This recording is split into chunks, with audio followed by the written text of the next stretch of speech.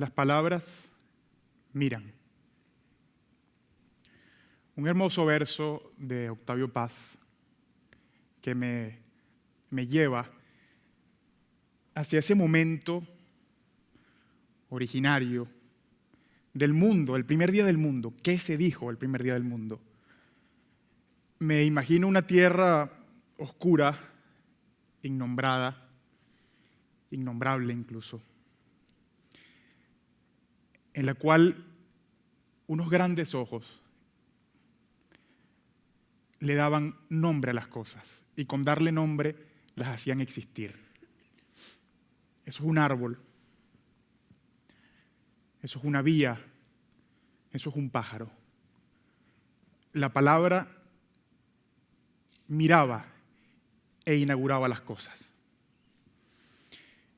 Me he preguntado muchas veces de dónde viene esta obsesión que he tenido siempre por las palabras, por el origen, por la sonoridad, por los significados.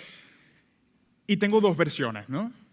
La primera, que era la que creía siempre, que bueno, fue cuando empecé en esto de la escritura, la literatura, que obviamente la materia con la que uno trabaja es la palabra, pero la verdad es que hay otra, y se la debo a mi mamá. Una experiencia un tanto traumática. Mi madre, paradójicamente, una mujer muy sabia, de muy pocas palabras, desde mis 7 años hasta los 12, y quiero imaginar que fue menos, me hacía pasar mis vacaciones haciendo planas de palabras. Entonces, imagínense ustedes un niño de 8 o 9 años con un inmenso cuaderno enfrente, escribiendo 50 veces escepticismo, vehemencia, vilipendio, ¿no? Entonces, claro, aquello empezó primero como algo doloroso, pero luego entendí y dije, bueno, eso de algún modo va a asignar mi destino y hacia dónde voy, ¿no? También otra anécdota que recuerdo sobre esto mismo, los Reyes Magos cuando traían regalos, solamente me emocioné una vez, ya no. Corrí, ¿no?, al pesebre y me imaginaba bicicleta o un qué sé yo, un Nintendo o algo. Y me conseguí, y lo recuerdo, literalmente, un juego de escuadras, unos juegos didácticos y un cuadernillo de palabras. Y dije, pero mamá, pero por el amor de Dios, o sea, ¿qué significa este regalo? Y con su prudencia y su sabiduría me dijo, porque los Reyes Magos traen sabiduría. Bueno, decía Borges,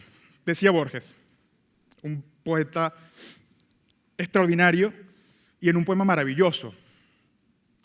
Decía, el nombre es arquetipo de la cosa.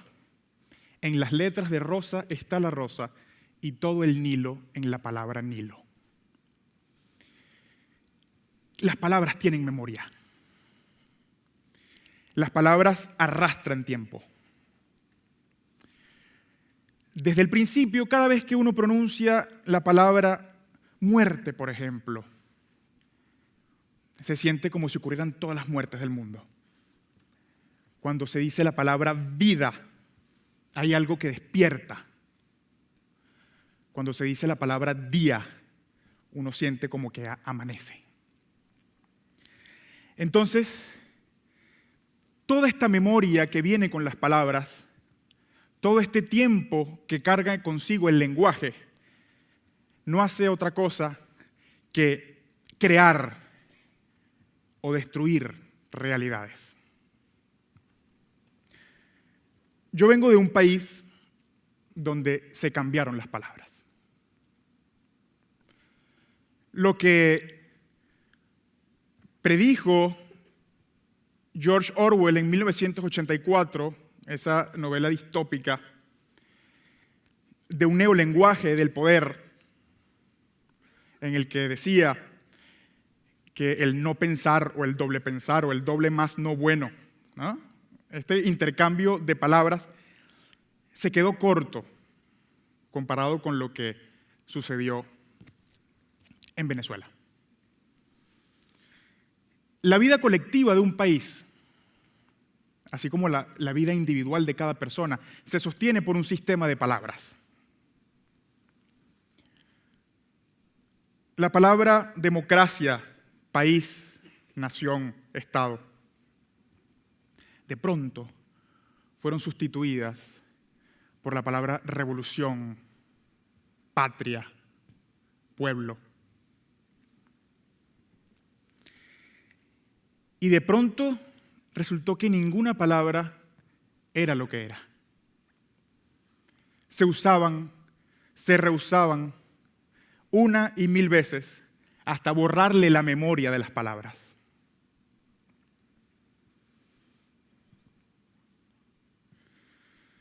Y sucedió algo muy curioso y muy doloroso. Todos perdimos un país en la palabra patria. Se usó tantas veces la palabra patria y se convirtió como en este círculo rojo en donde de repente ahí vivían solamente unos miembros de una casta política. Y los que estuvimos desplazados y están desplazados de esas palabras comenzaron a llamarse apátridas. Fueron expulsados con una palabra. Se desapareció un país y se instauró todo un nuevo margen de entendimiento, todo un nuevo margen de comprensión y de historia y de memoria. ¿Y por qué pasa esto? Porque el poder lo que hace es invadir la sustancia de las palabras. Las palabras crean mundos, la palabra destruye mundos. Y el poder, y llámese poder cualquiera, poder político, poder económico, cualquiera, lo que hace primero es partir de las palabras y quebrar las palabras por dentro. Por supuesto que hay otros métodos de dominación. La dominación por la fuerza, por supuesto. Y los, daños a través de las fuerzas fácticas que cualquier gobierno hace. Pero el fondo de todo es la palabra. Y ustedes dirán, wow, pero ¿cómo es que hay una fundamentación, algo lingüístico? ¿Acaso? ¿Cómo es eso que una opresión política o de cualquier tipo puede estar o puede tener su base en una operación lingüística?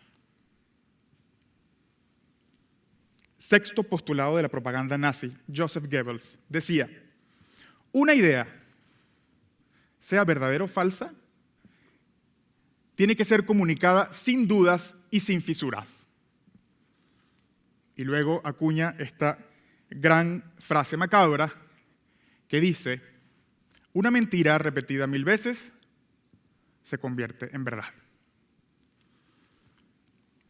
Imaginemos que el poder quiere hacer la operación lingüística de sustituir la palabra democracia. Y al poder se le ocurre que democracia es una piscina de pelotas o una alberca de pelotas. Al principio, ustedes dicen, no, pero este hombre está loco. ¿No? O sea, ¿de dónde viene que la democracia puede ser una piscina de pelotas? Y entonces el poder, que es una máquina de palabras, empieza a bombardear palabras, discursos, conceptos.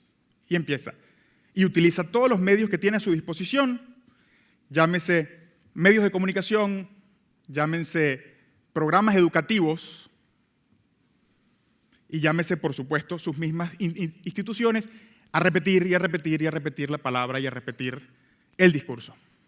Entonces, comienza el poder y dice, la democracia es una piscina de pelotas.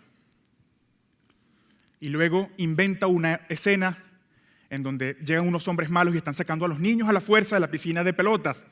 Y dice, hay hombres que están intentando sacar a los niños de un juego de pelotas. están vulnerando sus derechos a jugar. Eso no puede ocurrir en democracia. Y siguen. No vamos a permitir que nos quiten el poder democrático de que nuestros hijos jueguen en una piscina de pelotas. Y continúa, y continúa, y continúa, y de repente la democracia se convierte en una piscina de pelotas. Y esto es tan grave que puede ser cualquier cosa. Es un ejemplo retórico, pero puede ser cualquier cosa. Mañana puede ser una mesa, pasado mañana un pájaro negro, o dentro de 15 días un hombre desvestido. ¿No? Cualquier cosa.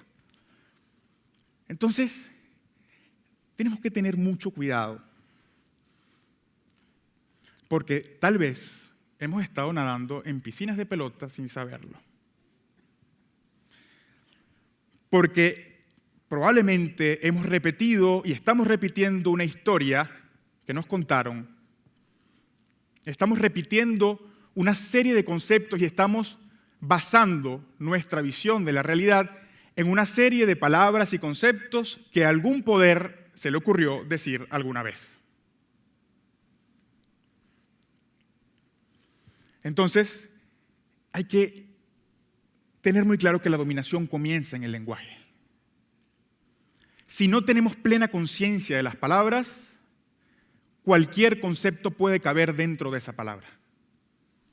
Decía un gran poeta venezolano, Rafael Cadenas, que un pueblo que no tenga conciencia del lenguaje termina repitiendo los eslogans de los embaucadores.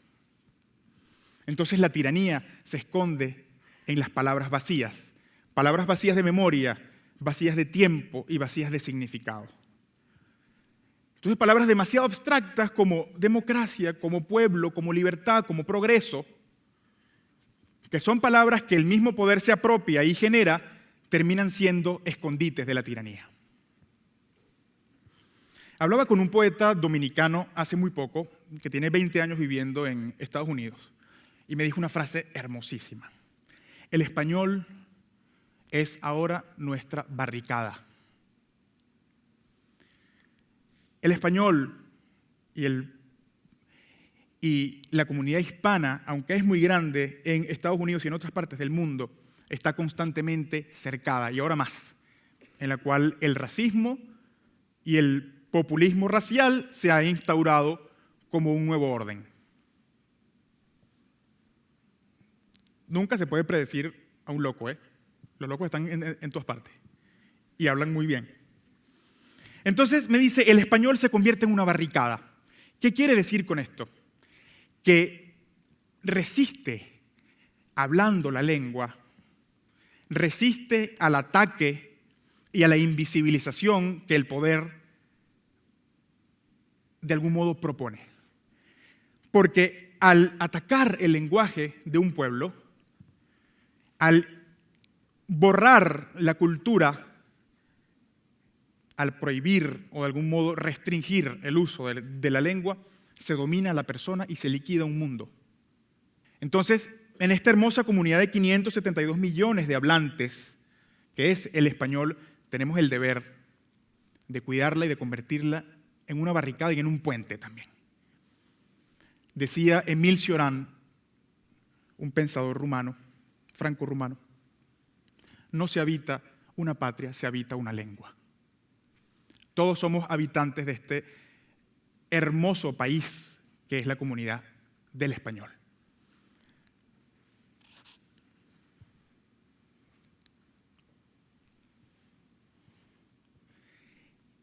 Y con este lenguaje y con este idioma que tenemos, estamos llamados a protegernos de la gran palabra con el habla íntima, la palabra que surge de la individualidad, la palabra honesta, y que hace contraste a las grandes palabras. Contra la palabra revolución, la palabra construcción. Contra la palabra pueblo, la palabra gente. Contra la palabra nación, la palabra familia. Rehacer el mundo desde adentro. Volver a decir, a ese momento originario en que las primeras palabras fueron dichas, y sacar a la tiranía. Entonces, ¿qué es resistir con palabras? Construir nuevas narrativas íntimas y colectivas, es decir, nuevas palabras que sustenten nuestras vidas como personas y que sustenten nuestras vidas como país. Tener cuidado de repetir las mismas palabras y la misma historia que el poder ha contado. Construir una narrativa propia, porque estamos llenos de episodios, cosas que pasan día tras otro y con una velocidad extraordinaria, pero no tenemos narrativa, es decir, algo que le dé sentido, y las palabras son sentido. Las palabras dotan de sentido y de poder a la persona y al mundo. Entonces, restaurar el sentido de las cosas trata también de saber nombrarlas con palabras exactas. Y para esto tenemos el deber de la educación, de la lectura, de la conversación. No hay un espacio de resistencia más hermoso que la conversación. Conversar unos a los otros, establecer vínculos. Y desde ahí, releer el mundo. Porque obviamente no vamos a cambiar el mundo solo hablando. Pero hablando, reinterpretamos el mundo. Y reinterpretándolo, de alguna manera, lo estamos cambiando. Lo que yo quiero que ustedes se lleven esta tarde es el hermoso mundo de las palabras,